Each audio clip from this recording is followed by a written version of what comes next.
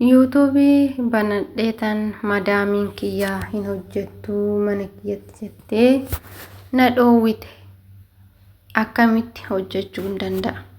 Harka fuudhe jaalatamuu fi kabajamoo hordoftoota chaanaalii keenyaa jirtu fayyaa keessanii nuti nagaa keenya galata rabbii baga nagaa fayyaa taatan isiniin jechaa egaa waa'ee YouTube kanarraa ilaalchise waan xiqqoo waan ofii keenya muuxannoo qabnuu fi akkaataa itti fayyadama keenya isiniif xiqqoo qoodnaa jechuudha.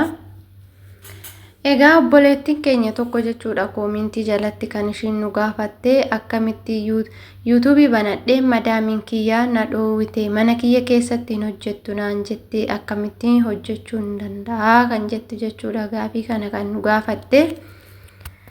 Egaa obboleetti koo gaafii keetii fi deebii sii kennu yeruma jalqaba YouTube bantuu irratti hojjedha jettee gaafa yaaddu madaamitti himuu maaltu si geesse? Kanaaf isaan immoo hin jaalatanii miidiyaa akka isaan mana isaanii keessa teessee miidiyaa fayyadamtu isaan siif hin eeyyaman jechuudha.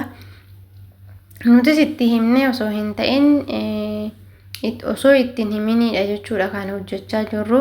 Nuti bilbila qabaachuu keenya nu beeku malee YouTube hojjennee TikTok hojjennee wanti isaan nu beekan tokko hin jiru jechuudha. Egaa haala saniin hojjechuun hin danda'ama kan jedhu jechuudha namoonni baay'een kana jechuudha. Maaliif akkasitti jibbu akka nuti hin fayyadamne maaliif nu dhoowwu akka nuti hin hojjenne maaliif nu dhoowwu yoo jettani kanuma argaa jirtudha jechuudha. Daa'ima isaanii waraabanii miidiyaa irratti gadhiisu nyaatota garaagaraa nyaata isaan nyaatan nyaata kana nyaatan jedhanii miidiyaa irratti gadhiisu wantoota garaagaraa meeshoola isaanii gadhiisu yeroo tokko uffata madaamii fa'aa uffatanii ittiin viidiyoo waraabuu ijoolleen keenya jechuudha. Kanarraa kan ka'e madaamiin ijoollee birootirratti kan laaltu nama nullee warroota kaayyoodhaaf hojjetullee akkasuma seeti jechuudha.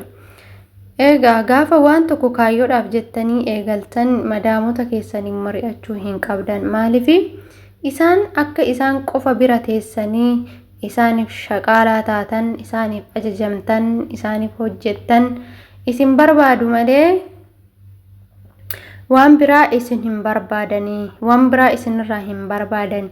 Akka hojjettanii ji'aan raaxiba isin kennan barbaadu malee hojii mataa keetii akka uummattee of dandeessee hojjettu madaami siif heeyyamtu hin jirtu siif galee.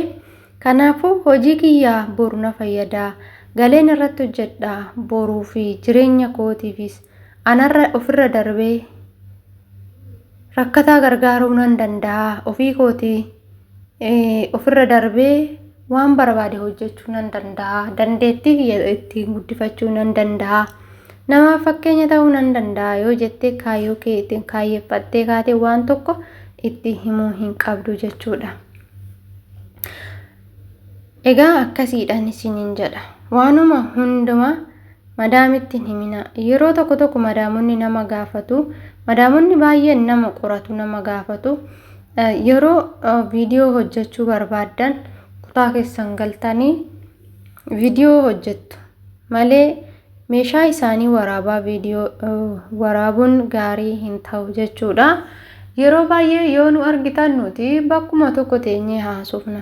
Maaliif bakka tokko teenyee haasofna yoo jenne mana isaanii keessa olii gadi deemuu hin dandeenyu jechuudha. Kaameraa baannee mana isaanii keessa yookaan bilbila keenya qabannee mana isaanii keessa akka barbaanne ta'uu hin dandeenyu. Kutaa keenya qofa jechuudha wanti nuti viidiyoo itti hojjennu kutaa keenyatti seennee hojjenna jechuudha. Bilbila yeroo haasofnu iddoo nuuf kennu isaan afootti isaa fuulduratti haasa'aa kiisii keessa godhannee gurra keessa godhannee deemnee hin beeku. Ani garuu akkas jechuudha.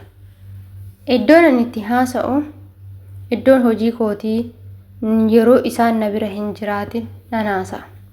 Yeroo kaawwan garuu hin haasa'u maaliif hin jaalatan waan ta'eef nutis immoo waan isaanii fedha isaanii guunnee fi eega isaan hin jaalanne isaan afootti waan tokko hojjechuu hin qabnu garuu itti himuu hin qabnu. Amma yuutuubii kana beektee beekuu baattee nan galchu ana garuu nan gaafannes tanaan dura. Garuu immoo waan tokko waanuma hunda ittiin himina. Kaayyoo keessan gara fuuldura maal akka hojjechuu barbaadan tokko ofii keessanii xiyyeeffadhu hojjedhu malee namuma kamittuu kaayyoo kee hin himin. Even maadaamii miti obboleewwan kee isa biyyaatitti isaan biyyaatitti miidiyaa akkana tan hojjedha jettee hin himin. Maaliif si kuffisuu danda'u jechuudha. Sababni isaa ofirratti waan argineef jechuudha. Namoonni hedduun hojjettanii yuutuubii kana galmaan hin geessan. Yuutuubii kana yoo isin hojjettanii galmaan geessan isin shallamna. Garuu mootu hojjettanii galmaan hin geessan. Warri baratee hojjechaa jiru warra akkasiisaniif ta'a malee kan akka keessanii biyya namaa mana namaa keessa hojjechuu biyyaa baheef akkamitti ta'a jedhanii namoonni baay'een gadi nu qabanii jiru jechuudha.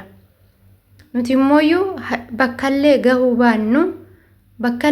baannu bakka yaadne bakka garaa keenya gaafa mana namaa keessaa baanee hojii gaggaarii wantoota kaayyeffanne hojjennee galma guddaa yuutuubii kanarraa ka faayidaa argachuu qofa osoo hin taane namoota hedduudhaaf shamarran biyya Arabaatiif fakkeenya guddaa ta'uudhaaf jechuudha kan jirru.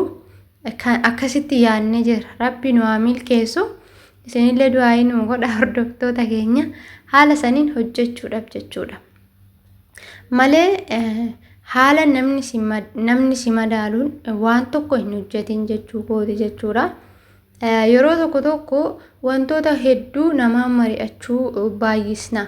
Namootan kaayyoo ofii keessanii sammuu keessanitti yaaddanii galmaan nan gaha jettanii yaaddan tokko namaan osoo mari'achuu baattanii gaariidhaa irra filatamaadhaan jedha.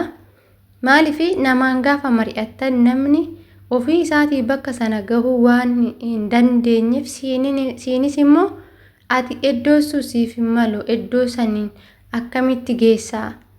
Warroonni si oliitu iddoo san hin geenye isaanuu iddoo san ni hanqatanii kan jedhamu haala saniin jechuudha kan isaas kuffisuuf deeman. Ati garuu obboleettii koo madaamii erga bilbila harkaa qabaatte maaltu madaamii keetitti himuu si geesse? Madaamii keetitti hin himin cal'isituma yuutuubii keessaa qadhu banadhu yoo sii danda'a. Yoo siif hin danda'amne bilbila akka barbaadde qabachuu hin dandeenye kutaa keetis yoo galtu yookaas intarneeta hin qabaanne yoo ta'e dhiisuu ni dandeessa. Akkasumas immoo yeroo waa hojjettu isaan si bira yoo jiraatan kutaa kee yoo kan seenan ta'an dhiistee biyyatti gaafa galtee intarneeta qabaattee yookaan immoo waayifaa qabaattee jette hojjechuu ni dandeessa. Darbee hin qabu. Siin jedha ammaaf immoo kaayyoo biyyaa baateef hojjedhuuti. yuutuubii immoo ijoollee hedduun asii galanii biyya isaanii keessatti yuutuubii banatanii ji'a 2 ji'a 3 keessatti jechuudha faayidaa irra oolchan hedduu isaaniitu jira jechuudha. Kanaafuu baay'ee itti hin cinqamini. Akkasumas immoo yuutuubii banachuun salphaadha, hojjechuun garuu baay'ee ulfaataadha. Yoo bakka firii yookaan immoo bakka isaan sin argine bilbila kee keessa isaan laaluu baatan fattashuu baatan yeroo akkasii woo akkas ta'e hojjechuu ni dandeessa. Garuu immoo bilbila keessan takka madaami sinirraa fuudhaa takka isin qabachaa takka neetwoorkii balleessaa hin ta'u jechuudha yuutuubiin. Guyyaa biyya galtan immoo firii taatanii hojjechuu ni dandeessu yoo kaayyoo qabaatan. Wanti duubatti nama deebisu hin jiru. Inni guddaan kaayyoo qabaachuudha. Bakka gahuuf yaadassan gahuudha jechuudha. Inni tokkoffaan sana booddee hundumti isaatu in dhufa ofii isaatiif dhufa. Akkasiin isin jedha hordoftoota kiyya. Yeroo baay'ee ijoolleen keenya tiktookii banu malee amma yeroo ammaa kana keessatti tiktookii fayyadamu malee namni yuutuubii fayyadamu hin jiru jechuudha. Tiktookiin garuu faayidaa hin qabu. Tiktookii bananii suurota garagaraa akkasumas immoo viidiyoo liivillee yoo seenan warroota geemii taphatuudhaaf malee kan faayidaa qabu warroota akkanumaatii faayidaa hin qabu jechuudha. Warroota akka keenyaa cal'isnee liivii seennu kanaaf jechuudha. yuutuubiinis garuu dadhabbii haa qabaatu yoo irratti hojjetanii seera itti guutanii yuutuubiin keenya paartii yuutuubarootatti nuuf makame faayidaa argachuu dandeenya jechuudha. Akkasuma irra caalatti immoo biyyatti galanii yoo irratti hojjetan yuutuubiin baay'ee faayidaa guddaa kan qabudha. Kanaafuu tiiktookii banachuu irra tiiktookii banattanii fooloo guddifachuu irra haga biyya kanaa galtanitti asitti yuutuubii banattanii sabiskiraayibii guddifatanii yoo galtan waan tokko jechuudha. Abdii keessan gara fuulduraa waan barbaadan hojjechuu dandeetti. Maallaqa argachuu qofa osoo hin ta'in miidiyaan kan nama fayyaduuf dandeettii keessanillee dandeettii qabdan tokko gaafa biyya keessan galtan firii taatanii irratti hojjetu jechuudha. Chaanaalii Hinaantuu Beekan jedhu jala yoo laaltanii jiraattan kara gadaanuu gaafa dhaqxanii laaltan ani jalqaba hojii harkaa fa'aan irratti hojjechaa ture. Hojii harkaa kana biyya namaa kana keessa gaafa jirru hojii namaa wajjin namatti hin tolu malee kaayyoon koosaan ture. Akkasumas immoo gaafan biyyatti gale akkas jedhee yaadeen ture. Garuu immoo yoo haala tokkoon sinii dide haala tokkoon karoorri har'a yoo bahe karoorri namaa suni jijjiiramaa deema jechuudha. Haala wajjin wal qabata wanni hundumtu ati sammuu kee kana hojjisiiste taana waan baay'ee karaa baay'eedhaan hojjechuu dandeessa. Kanaafuu waa inni guddichi sammuu hojjisiisudha malee viidiyoon kiyya har'aa asuma irratti dhaabbata. Turtii gaarii isiniin jedhaa. Viidiyoo biraatti walitti deebinutti laayik, sheer, sabiskiraayib gochuun hojjechaa